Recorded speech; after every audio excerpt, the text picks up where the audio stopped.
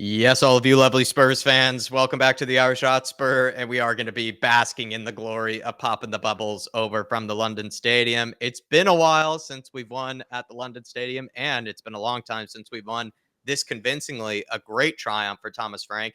And if you were a Thomas Frank doubter, maybe some more evidence to look at to potentially get behind the guy, as well as just behind this team in general, because they are looking like, at least from the first few games of the season, of course, Bournemouth was a different story, but we are looking like one of the better teams right now to come out the gates this season. And we might have put the nail in the coffin in terms of Graham Potter and his time there at West Ham, because it's certainly not looking good. Maybe we might have relegated them, which is what Dave had to say in the post-match reaction, if you haven't caught that already. Let's get straight into it. It's a time to relax. It's a time to enjoy. Get the beers out, because Twitter Reacts is out right now. This is a sensational tweet from Expressions here, and I hope that this caption here comes to life in this video. No bubbles today. It was an ice bath for West Ham. We popped all the bubbles and we froze all the bubbles. Tottenham 3, West-Ham 0, and Lee Gunner with a hair transplant got Graham potted, fam. We didn't see no bubbles at the stadium today. It was an ice bath. And second off, either Westfield Stratford had a sale or them fans went to join up with Tommy Robinson. It was empty. We need to rename them Southham, because they're going down faster than a man that forgot their gal's birthday. These man need points so bad, they could bring in Cycling Mikey next. Not referee, it must have been Danny Dyer, the decisions that he was making. When he gets home, he's going to have his iPhone face down when he's chilling with his gal. Seriously, the Danny Dyer reference is absolutely spot on, because it did feel like it must have been a West Ham fan in disguise when it came to the referee, Jared Gillette. And honestly, from now on, I know we have our issues with other referees, Dave, Anthony Taylor, what's the other one? Paul Oliver. him as well. Like, Jared Gillette's got to be up there now at this Oh, yeah. point, because I remember him, last season. It felt a little egregious, some of the decisions he was giving us against us last season. This time, I think he's just come out clearly as just an anti-Tottenham ref, to be perfectly frank. Also, John Brooks in the VAR, he's another one. I remember him refereeing a game last year and gave Tottenham absolutely nothing all game long. Simply Spurs 3-0 in your cup final after a long day of protesting. Bosh. Oh, brilliant. Alice saying something here that I've been talking about for a long time. I'm pretty sure Dave as well. Romero's passing is a joke. His accuracy, he's actually Spurs' best player in the build-up. How many times did he take out West Ham's whole midfield with a single pass? Crazy. This is, people haven't copped onto it by now, though. Like, he's been doing this since the beginning, since coming here. Like, how many center backs can you really think of that play these line-splitting passes on the floor, like on the ground, that just bypasses an entire midfield? There are only so many I can actually think of that are capable of that. He is very unique in that case, that he can find these passes where he just sort of looks one way and you think he's going to pass it sideways, and then just fires a pass all the way through the midfield into a midfielder, into a striker, and just starts a move all on its own. He is, in my opinion, the best passing center back in the world, if not one of the best. Look, I'm not surprised. And has been for a while. This isn't like something that's come about this season. It was there before under Ange. It's always been there. Look, I think Spurs fans sort of find it hard to forgive him for some of the red cards, or that red card he picked up Chelsea a couple of seasons ago, which wasn't a red card, by the way. And they still have that tainted view of Christian Romero. I even hear people say now, well, we could just replace Romero tomorrow. Van de Ven's the one we want to keep hold of. And I'm sitting there, I'm about to lose my mind. I'm like, what are we talking about here? Real Madrid were the ones that were knocking on the door. Atletico Madrid were knocking on the door for these guys. They don't go for bad defenders. We talk about defending, but no one talks about how good this guy is in possession. Not only can he spray a ball 60 yards onto a midget dick, the guy can also, run with the ball and take a few players out of the game. He's absolutely brilliant, Romero. If his name is Toby Alderweireld, people would be raving about this guy. Put some respect on his name. He just needs to come from Ajax and have a Belgian passport, and then he'll probably be accepted a bit more. Central West Ham saying Spurs fans way too cocky and confident for tomorrow, thinking Simmons and Kudus will destroy us. So many bookmarks from me. Become a librarian, then soppy bollocks from Paul gave absolute glass there. Cam fan. Center backs with goals and assists.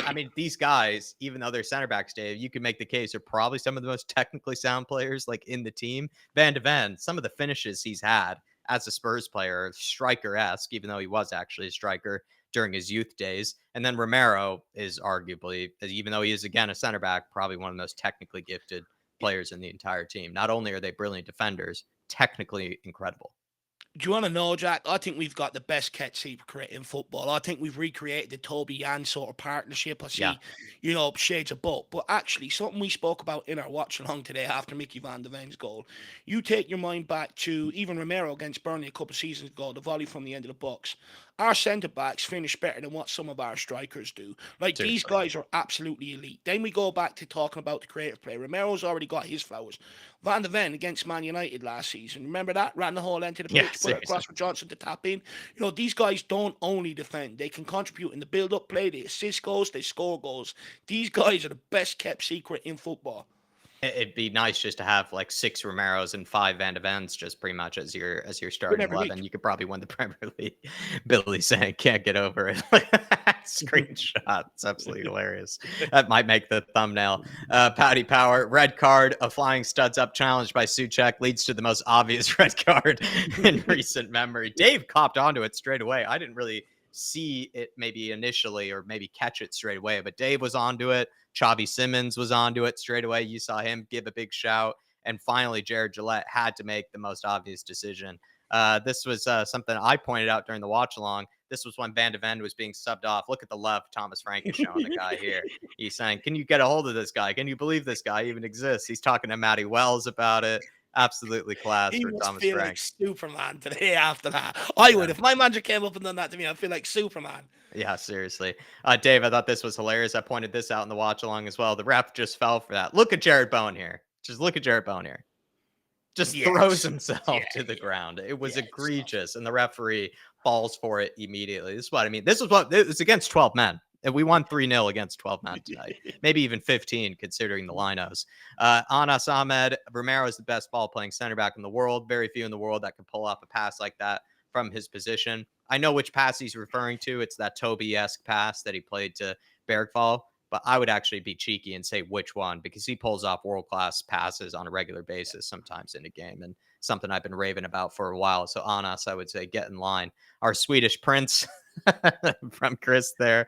I love also what's that goal from? That was the Europa League goal, was it? I think, or maybe the Liverpool one, I believe. Oh, it could have been, yes, the Liverpool one. Yes, yeah.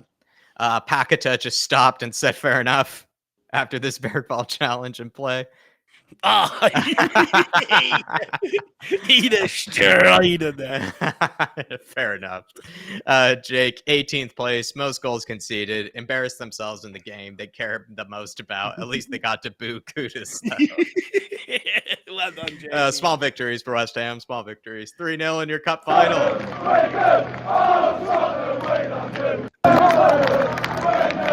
Great. Brilliant. John Van de Ven was the culprit. Cut to a shot of West Ham player hanging off his back as their keeper also shoves him. Like I thought it actually, even though I still would have disagreed with the decision, I actually thought it initially had to do with he took a little bit of a jab, at Fernandez. Like he sort of like popped him a little bit with like a slap or something. Even though I wouldn't think that was enough, to call it back for a foul. I thought that's what it had to do with, but it apparently had to do with Van de Ven somehow holding on to the other player when it was the other way around. It was just insane. I'm sure we'll see the images of the player behind Van de Ven like that, like giving him a bear hug, and they're saying that Van de Ven is the culprit. It's madness. I guess if Van de Ven gets touched, apparently it's a foul on Van de Ven, or a foul from Van de Ven. Oh, and THFC first win at the London Stadium since 2019. Mourinho's first game as well. Thomas Frank getting his plaudits as he deserves. Xavi Simons with more assists this season than Saka and Asgard. That might be one of the best tweets. On the plus side for Graham Potter, there are no fans left in the ground to boo him at full time. Well done, Paddy Power. Paddy Power is absolutely tweets are sensational. Chris as well. I've had a few tweets from her today that I bookmarked. Those Van de Ven goals got me like it's like 50 Shades of Grey. Apollo, Xavi Simons delivers a decent corner challenge. Impossible. I've watched 45 matches so far and still haven't seen him deliver a decent corner. Well, he did tonight when he's in a Spurs shirt. That's for sure. Tottenham Hotspur, job done. Yeah. Boys are feeling happy. Vibes. Okay, enough for him. Just vibes from the boys there. 3-0 win, solid Xavi debut, Sar goal, Bergvall goal, Van de Ven goal, Romero man of the match, pure entertainment from Kudus. Paulinho soaked a leg breaker, set piece pillaging, serenaded them with Olays before the hour mark. And it's just exactly what we've been wanting for a long time. That's what Dave's doing tonight on the dance floor. Cudi Romero, big win, great team performance. No doubt we still need to keep improving, but this is the way. Incredible support from the fans. Thank you. See you Tuesday at home. Estes Luego, I think is what he likes to say. Let's just get this picture here from Romero. Just see how classy he looks. Ooh, nice. It Jed looks good. Spence, Jed Spence was wearing something similar rocking up to the game today. I wonder who's copying who here. Is Jed Spence's style I think it's maybe influencing, or are they influencing Jed Spence? I think Hugo Boss have just decided to really outdo themselves for what we want to see photos wise. Look at just the Capitan right there, just looking like an absolute baller. Yeah. Looking for, let's see, who is he? Jared Bone as well. I mean, come on, just the aura is just so different there between the two. Luca, they get battered so much they stopped booing Kudus. Absolutely hilarious, that one. Let me go back to this. Has the referee or VAR, I think, gotten the decision wrong, which is an account on Twitter saying, yes, the goal scored by Christian Romero should not have been disallowed for a foul on Kyle Walker-Peters. Van de Ven gets pushed by Fernandez into Walker-Peters, who loses his balance because he's grabbing a hold of Romero for the corner and then gets placed down carefully. I mean, yeah, it's just, I don't know. It was baffling decision. Yeah. Kish saying, I know Gibbs White thinks about that Spurs move every single night. Patty, yeah. Now he will. Now, certainly. Maybe the past few games he has. Patty, incompetent refs with incompetent VAR officials. The game of football that we all fell in love with is dead. Here's the thing. Like, I don't hate or love VAR. I just think what's so annoying about it are games like this where you're like, okay, referees clearly made a howler there. VAR, can you correct this, please? And get us on. And then they approve the decision. And you're just like, what is the point of it then at that point? Like, if they're just not even going to use it for the real reason, which is to correct these sort of mistakes, you're just kind of like, it's like a game of, it's just like lottery. It feels like, VAR. It does feel like lottery.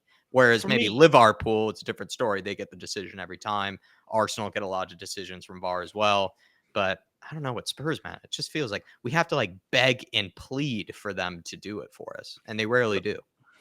I think VAR is so corrupt, it's unbelievable. I think it's been brought in for them to be able to control football. When it was brought in, the timing is interesting. A lot of big clubs around their leagues around the world were starting to falter. A lot of the smaller clubs were starting to make up a bit of ground in terms of on the pitch. All of a sudden, VAR comes back, it comes in, and all the world is right again. I said it from day one. I believe it's corrupt, and I believe they're using it to sort of dictate football and control football. I want it out of the game.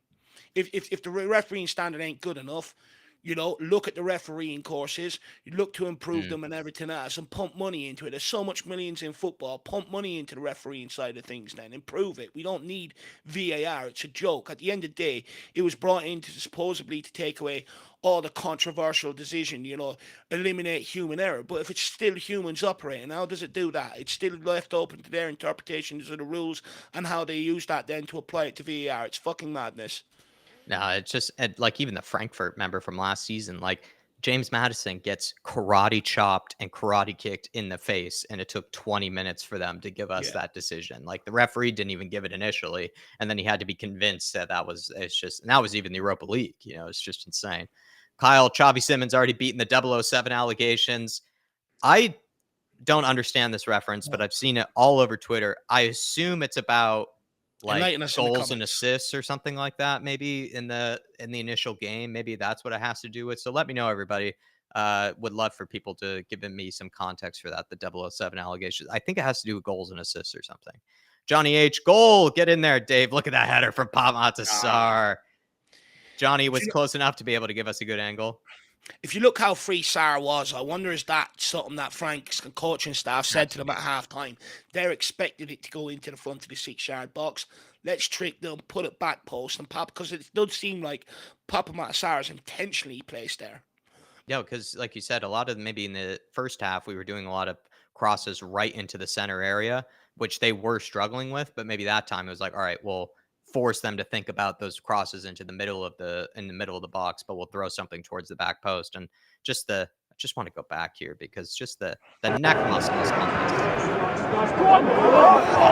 just gave me, it's just, yeah, I don't know, just gave me those feelings. Goal and assist, generational talent from Axel THFC, absolute aura from Lucas Bergvall. Just remember, two blokes in a studio looked at this in their own time and decided that somehow it was Van de Ven who committed the foul. VAR is just terrible. It's a complete waste of time. I think Dave would completely agree there. He's being like his missus manhandled, like and it's somehow a foul on him. Like, it doesn't, look at this. Like, he's being brought down to the floor and being pushed by every West Ham player. It's even just, his missus doesn't spoon him like that in the bed. I mean, come on, it's embarrassing. It's a joke. How can you blame Van de Ven for that? And the fact that someone said it in a tweet earlier on, Romero sort of places Walker Peters on the ground. He doesn't throw him down. He sort of just, look, no, wait there, place him down. Right, I want to stand tall. You know, it's madness. And they gave the foul, by the way, for Van de Ven, but it was Romero that won the header. So it's like, what is even if Van de Ven, like, what does he have to do with the actual, goal? Like, he's away from the actual player who's winning the challenge, so it's just, that's another thing about it that's kind of confusing. It's like Van de Ven wasn't the one who even scored the goal. 8 million Great British pounds. It's well worth the money. It's been well worth the money. Yeah. When you weigh up what we paid for him and what we paid for Archie Gray and the output, I mean, it's a brilliant piece of business. 20 years old. Yeah, that was one of the best plays of the game. Just him and Pop Montasar. Bergvall winning the ball back, absolutely doing Paquetá and Jared Bowen here. But then also just the way we play out from this. Look at Pop Montasar with that little pass there too. Like, it's just liquid football from Spurs there. I got my ballers at my club. What a window from Billy there. Absolutely right. Death taxes, Tottenham winning at the Etihad. Oh, that was an old one. Sorry, everybody. It was a bit more of a quicker Twitter reacts, but hopefully you all enjoyed it. Thank you so much for supporting the channel. Hopefully you had a good laugh as we have. There's so much out there that I could have included, but we're on a bit of a tighter schedule here, so hopefully you guys can understand. And please smash the like button, send this out to more and more people, especially people that need a good laugh and need to enjoy their weekend that bit more, because I think Twitter reacts certainly helps in doing that. Any final words, Dave? No, look, enjoy your Sundays. Have a great day. And, let's gear up for the big Champions League game Tuesday night, and let's roll on.